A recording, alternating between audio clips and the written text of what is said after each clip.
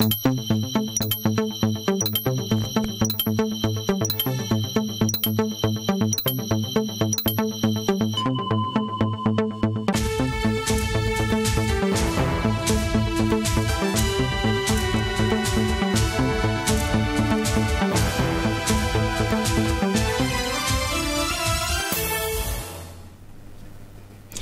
nouveau contrôleur général d'État, Lassane Compaoré, a prêté serment ce matin devant les membres du Conseil constitutionnel.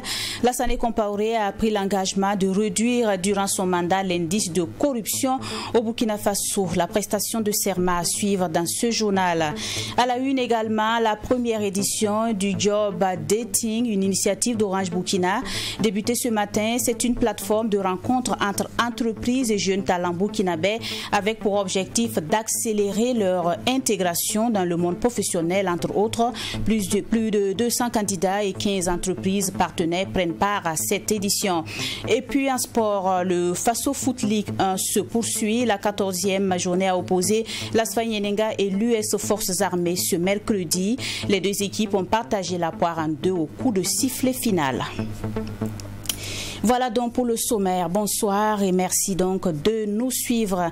Carnet d'audience du chef de l'État pour commencer. Le capitaine Ibrahim Traoré a reçu en fin de matinée l'ambassadeur d'Algérie en fin de mission. Le diplomate est allé faire ses adieux au capitaine Ibrahim Traoré et faire le point de la coopération entre son pays, l'Algérie, et le pays des hommes intègres. Nous vous proposons un extrait du diplomate algérien au micro de nos confrères de la présidence du Faso.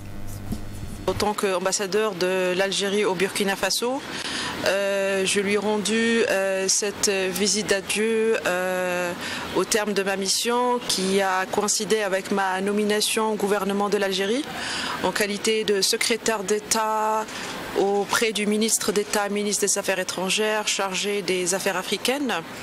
Et dans cette perspective, je suis venue aussi lui présenter mes adieux et lui remettre un message de son Excellence, Monsieur le Président de la République de l'Algérie, Monsieur Abdelmajid Tebboune.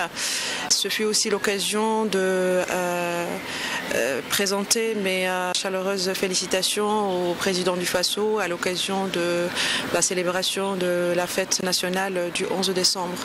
Ce fut aussi l'occasion de faire un petit bilan sur l'état de la coopération bilatérale entre l'Algérie et le Burkina Faso, deux pays frères qui partagent une histoire commune et un avenir commun.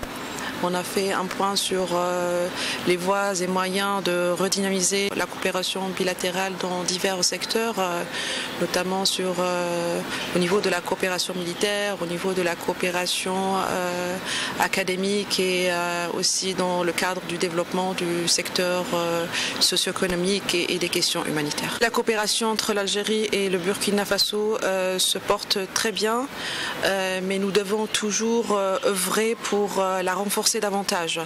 Nous sommes conscients de la difficulté de la situation globale, non seulement au Burkina Faso, mais aussi au Sahel.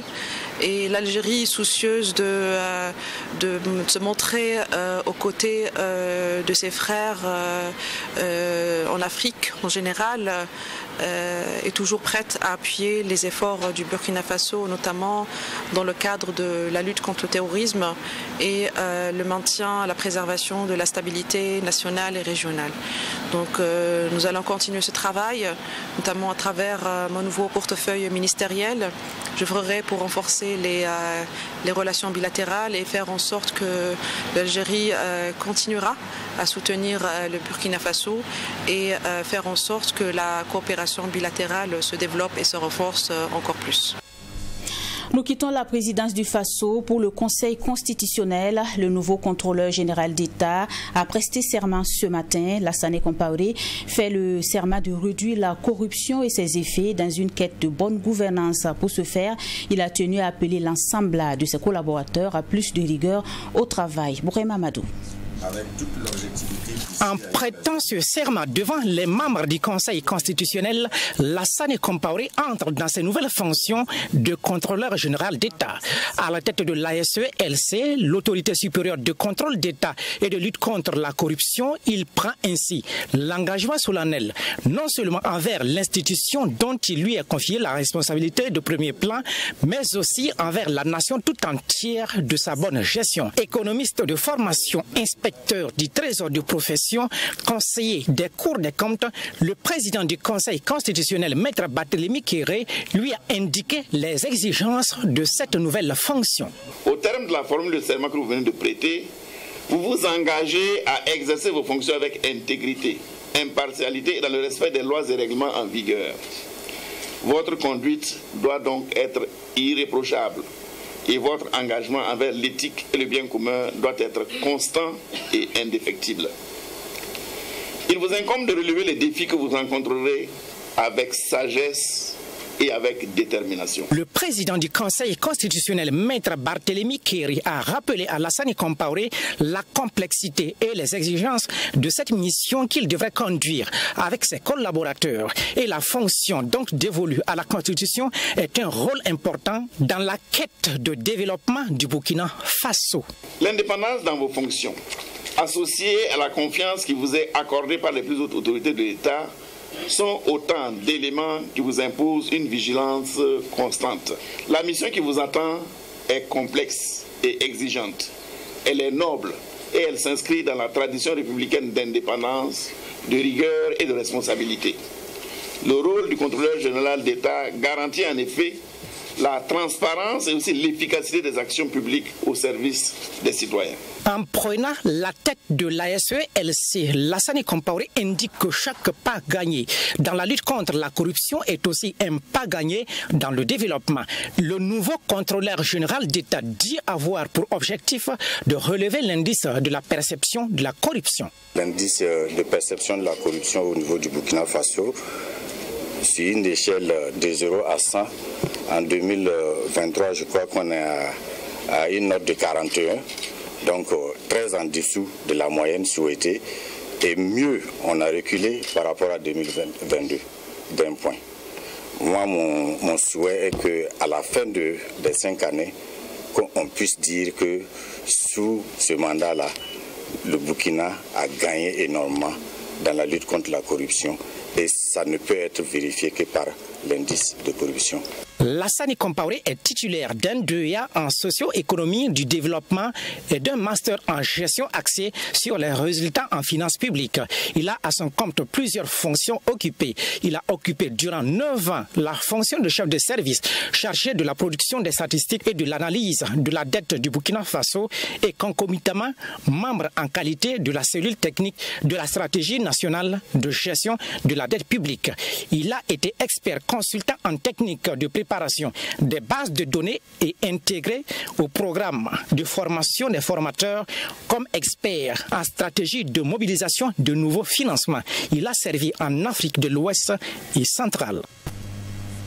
Au ministère des Affaires étrangères, pour la 2e fois, le ministre des Affaires étrangères a tenu une rencontre avec l'ensemble des responsables des organisations sous-régionales et africaines installées ici au Burkina Faso. C'est une rencontre pour échanger sur les préoccupations respectives en vue de non seulement dynamiser les relations, mais aussi optimiser les interventions de ces organisations en terre burkinabé. Le point avec Dorothée Bambara. Permettre aux organisations d'interagir et renforcer leur champ de coopération ainsi que l'amélioration de la collaboration, c'est l'objectif de cette rencontre d'échange entre le ministre délégué chargé de la coopération régionale et les organisations sous-régionales et régionales africaines installées ou représentées au Burkina Faso. Suite à la première édition en 2023, il s'est avéré nécessaire d'institutionnaliser ce cadre afin de permettre à ces organisations de partager leurs préoccupations et expériences avec les responsables du ministère des Affaires étrangères au cours de ces travaux de réflexion. Pour nous, c'est important dans la mesure où nous sommes l'interface entre ces acteurs qui sont dans notre pays et le Burkina Faso. C'est important parce que nous devons davantage échanger, nous comprendre pour noter leurs préoccupations, les assister pour faire face aux différents défis qui se posent à eux. Mais nous avons aussi besoin de leur passer des informations pour qu'ils puissent les intégrer dans leurs activités quotidiennes.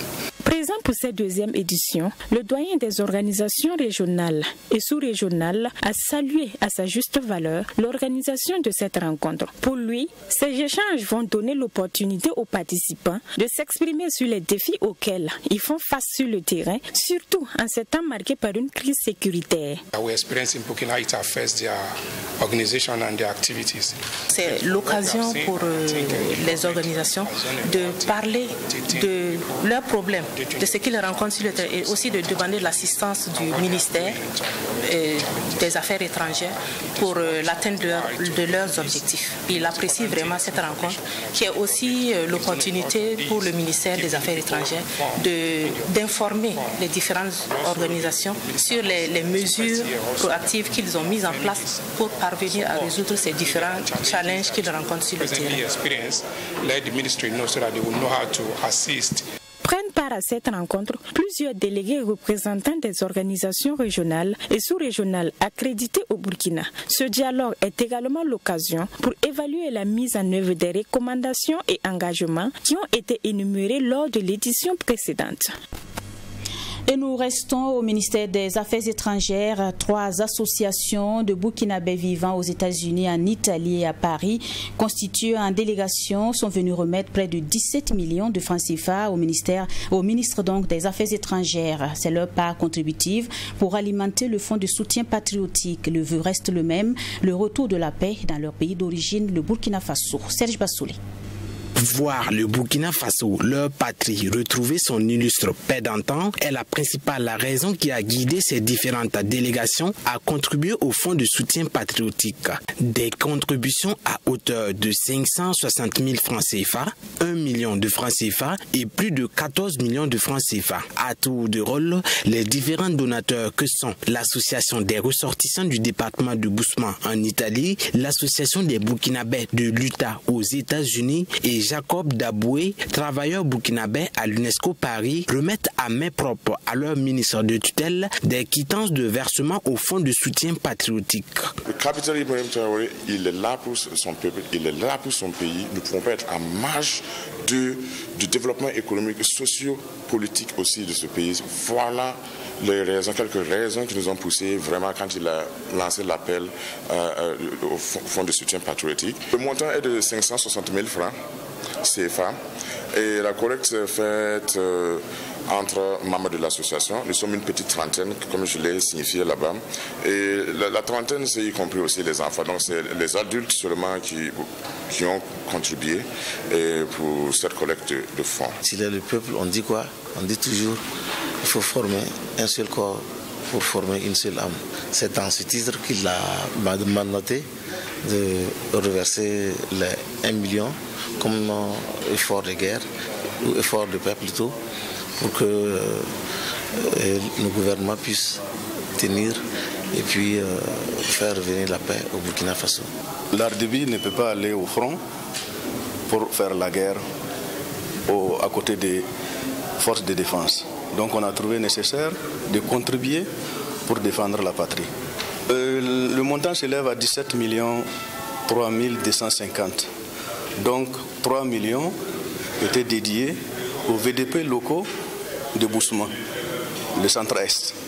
Et on a acheté 5 motos, 1 tonne de riz, 5 litres de 25 litres d'huile, qui a un coût de 3 millions. Et ce matin, on a fait un versement au Trésor de 14 3 250 francs.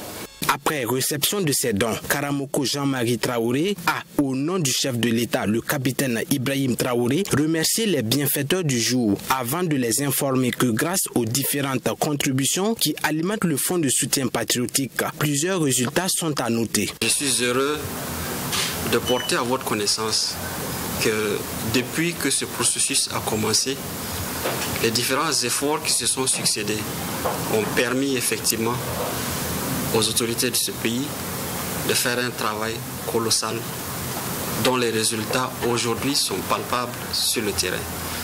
Et ces résultats, vous le savez très bien, c'est la reprise des zones infestées et c'est la poursuite de cette conquête.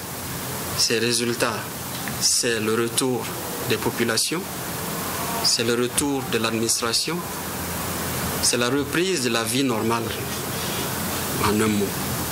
Et cela est à mettre au compte de l'action de tous, des Burkinabés, de l'intérieur comme ceux vivant à l'extérieur.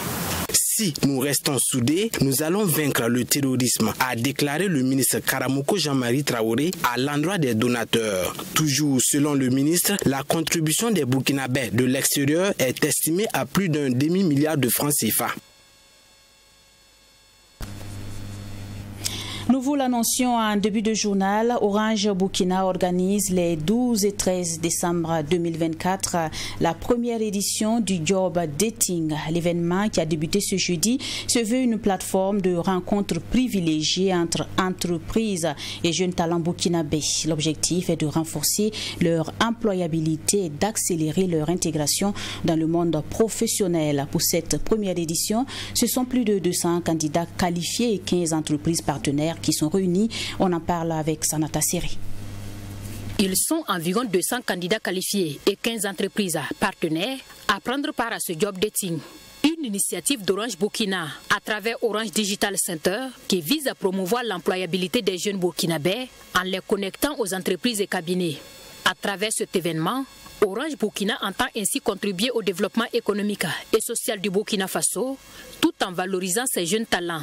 La mission de Orange Digital Center, c'est de former les jeunes en vue de renforcer leur employabilité. Donc nous ne les formons pas pour les laisser dans la nature, nous les formons et nous essayons de trouver du travail pour eux pour renforcer leur employabilité. Et donc c'est dans le but de trouver du travail pour nos jeunes apprenants que nous avons organisé ce job dating pour les mettre en face des recruteurs pour qu'ils puissent les recruter. Quand on a lancé, on a commencé par des appels à candidature. On a lancé des appels à candidature en fonction des besoins des entreprises qui avaient déjà exprimé ces besoins-là. En fonction de ces besoins, on a lancé des appels à candidature et des jeunes ont postulé. Je dois dire que nous avons reçu plus de 1300 CV de jeunes et ces 1300 CV-là ont été traités. D'entretien en entretien, nous sommes aujourd'hui avec plus de 200 jeunes qui répondent au profil, aux besoins des entreprises et qui vont participer à ces entretiens de recrutement.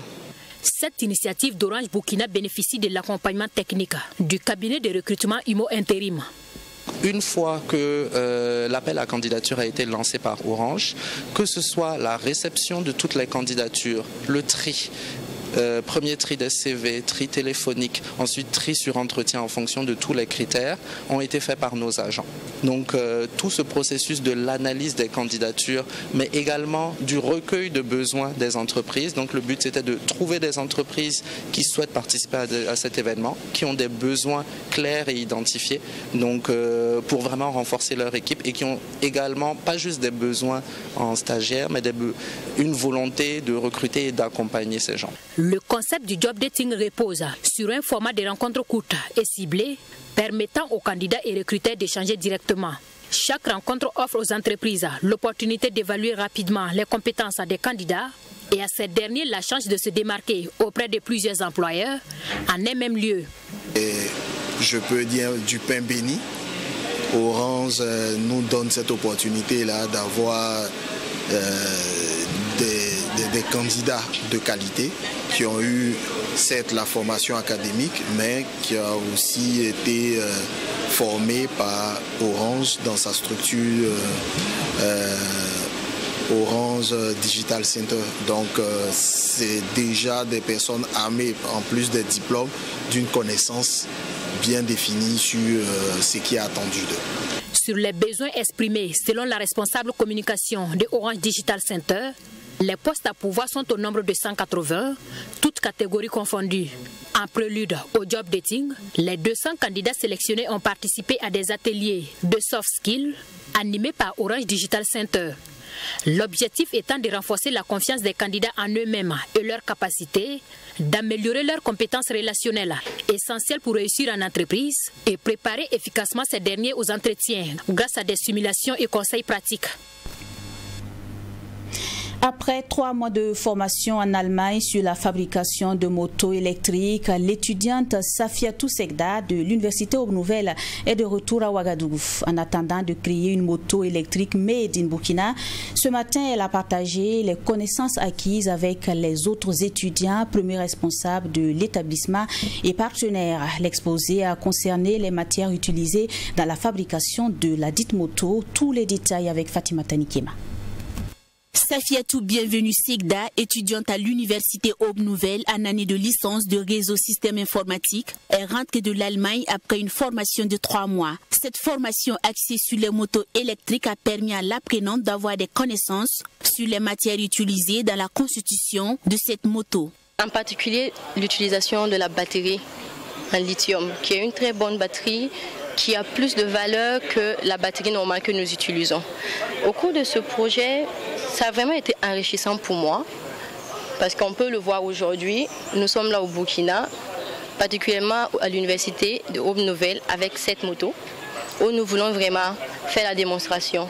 Et je pense bien que dans les semaines qui vont suivre, nous aurons l'occasion de parcourir la ville de Ouagadougou afin de tester l'autonomie de la batterie et de voir comment est-ce que cela fonctionne et si cela peut vraiment intéresser la population burkinabé. En attendant, cette moto électrique a fait l'objet d'une présentation au sein de l'Université Aube Nouvelle, devant étudiants, responsables et partenaires. Selon Isidore Kini, premier responsable de Aube Nouvelle, la présentation de ce prototype ce 11 décembre est l'aboutissement d'un long processus qui entre dans le cadre du projet e-mobility de l'université, un projet de conception de motos et tricycles électriques au profit des Burkinabés. Et là, vous voyez, c'est des engins techniques qui nécessitent beaucoup de réflexion, la conception dans les ateliers, et donc ça a besoin vraiment que des étudiants soient impliqués et ça les forge aussi à prendre en charge les carrières à l'avenir. Soit ils sont capables de s'auto-employer, soit en tout cas ils impressionnent et ils vont enrichir notre tissu industriel. Et donc le souci c'était vraiment qu'on met l'accent aussi sur la pratique. La théorie c'est bien, mais il faut s'attaquer vraiment à la partie pratique. Isidore Kini ambitionne ajouter ce type de formation au curricula des étudiants de Aube Nouvelle. Et ce n'est pas le partenaire qui sera contre. Selon lui, l'université est un partenaire de choix pour promouvoir la mobilité électrique et écologique. Avec l'université Aube Nouvelle, ils voient les étudiants comme étant des potentiels partenaires qui s'ils prennent cette idée comme étant la leur, qui vont développer des solutions à même de nous faciliter un certain nombre d'aspects, c'est-à-dire la recherche et le développement, les études sur la mobilité électrique, les solutions aussi endogènes qu'ils vont développer en se posant des questions, c'est ce qu'ils peuvent faire comme contribution pour améliorer la mobilité.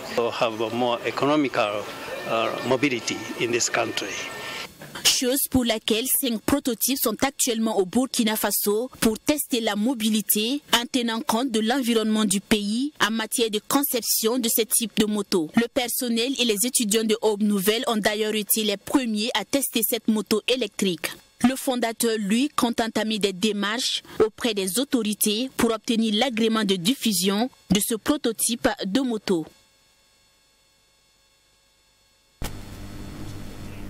Le prochain reportage s'intéresse à la surdité, cécité et handicap sensoriel combiné à une déficience visuelle. Dans sa mission de promouvoir l'éducation inclusive, le CEFIS envisage prendre en compte cette catégorie d'enfants dans son programme dénommé Elle.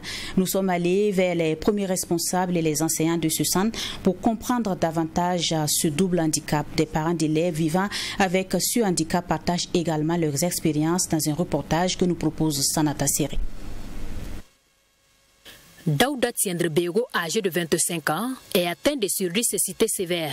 Il s'agit d'un handicap rare et méconnu du grand public qui combine une déficience visuelle et auditive. Selon l'Organisation mondiale de la santé, les personnes sourdes et aveugles à la fois représentent 20% de la population mondiale. Et au Burkina Faso, ce handicap existe et touche plusieurs enfants, selon Emmanuel Boro, chargé de la prise en charge des enfants handicapés au CEFIS, Centre d'éducation et de formation intégré des sourds et entendants. Il y a des enfants qui existent. Et il y a quelques années de cela, le CEFIS, avec l'accompagnement vraiment de certains partenaires, a eu à effectuer des sorties dans des localités, aussi bien à Ouagadougou ici que dans les provinces, pour essayer de voir est-ce qu'il n'y a pas des cas d'enfants aussi qui sont atteints de surdicacité. Et lors de ces sorties-là, c'est avéré qu'il y a des enfants qui ont été découverts dans certaines provinces du Burkina Faso. Et en tout cas, ils ont pu dénombrer une vingtaine qui sont dans ces localités-là. Ces enfants atteints de surdicacité existent bel et bien au Burkina Faso. La surdicacité affecte l'interaction avec l'environnement humain et social et nécessite des adaptations et des compensations spécifiques. Le jeune Daouda est né sourd et il est devenu aveugle vers l'âge de 7 ans. Grâce à ses parents qui ont pu créer avec lui une langue des signes tactile, Daouda arrive aujourd'hui à communiquer avec ses proches et se faire comprendre. Si je dis à l'enfant de sortir et d'aller ouvrir la moto, prendre quelque chose par exemple, il arrive à le faire. Il suffit seulement que je lui donne la clé. J'ai des techniques pour pouvoir communiquer avec lui. Dès que je le fais, il me comprend.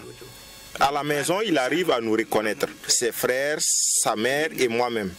Lorsque j'utilise cette langue de signes tactile, il comprend tout.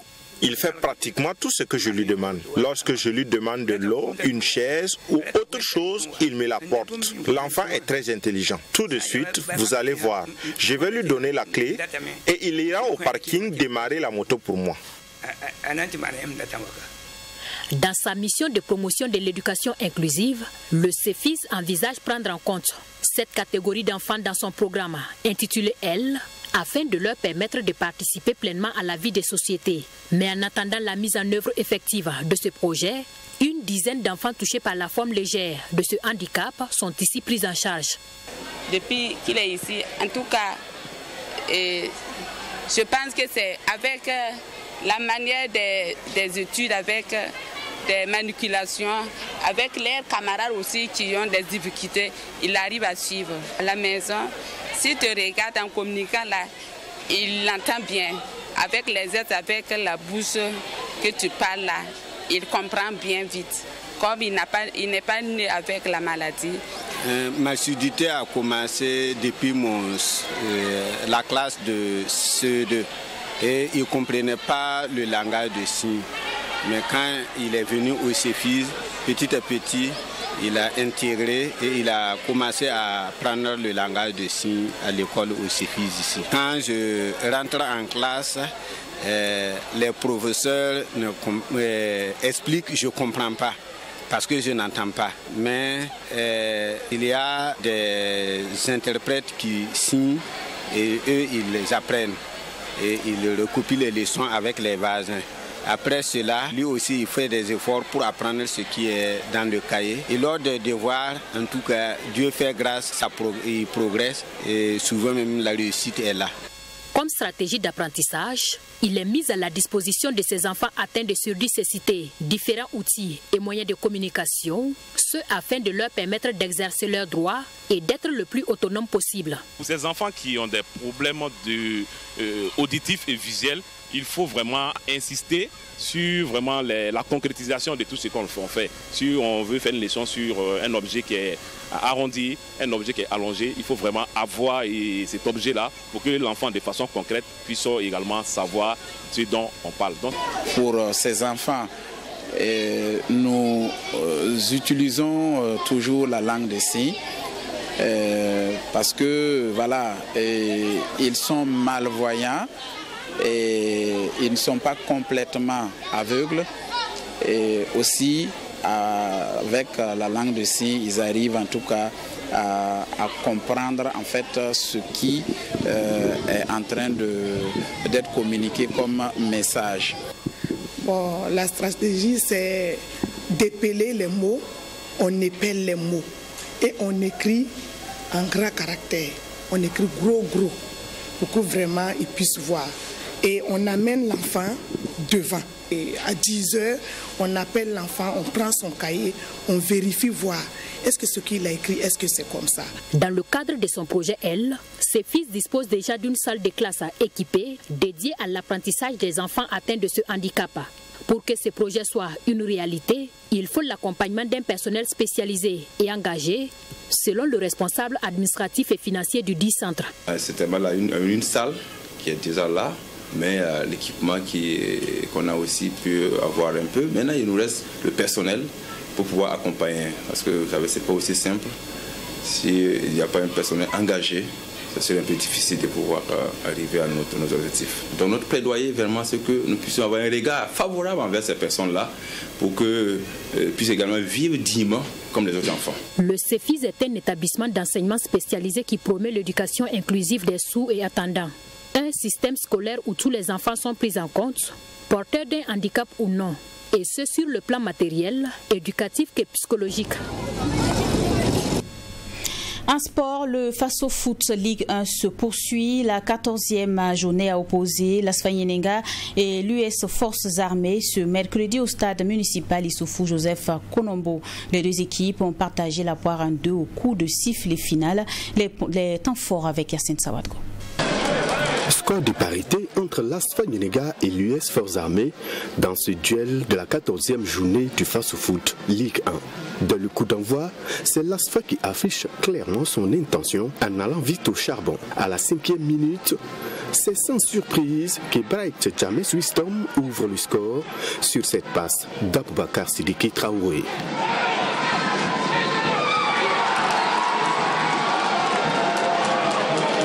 Les jaunes et verts tiennent le bout. Les militaires sont obligés d'aller chercher l'égalisation. Sur cette balle, Trabi Ezekiel voit son but refusé pour position avancée.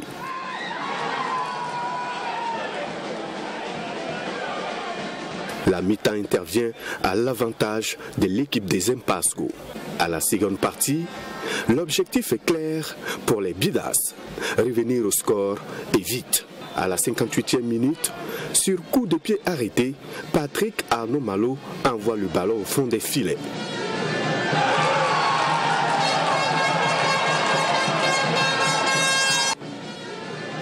Un but partout.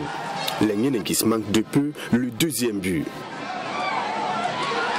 Les choses vont rester telles jusqu'au coup du sifflet final.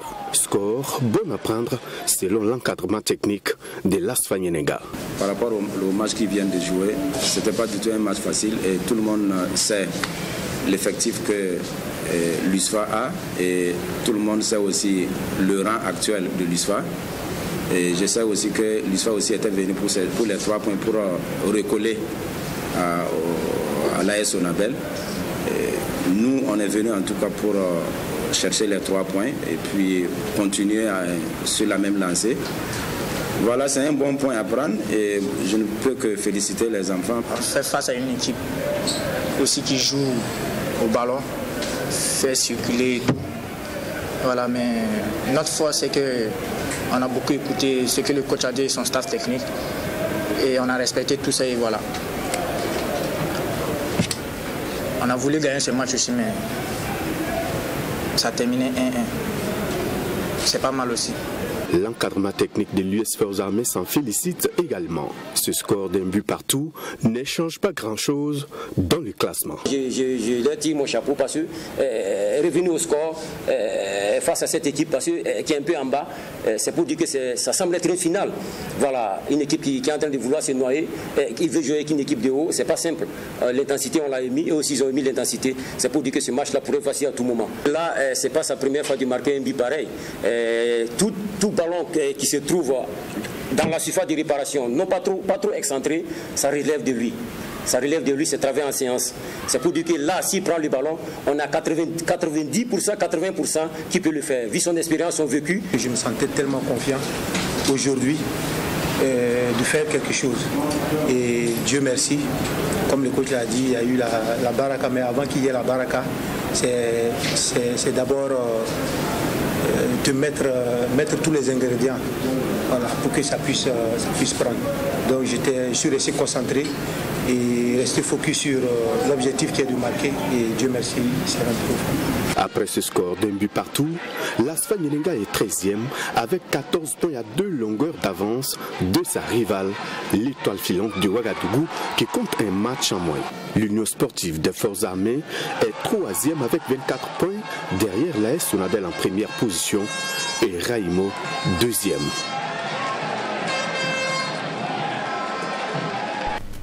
On s'arrête ici pour ce soir, à demain pour d'autres actualités.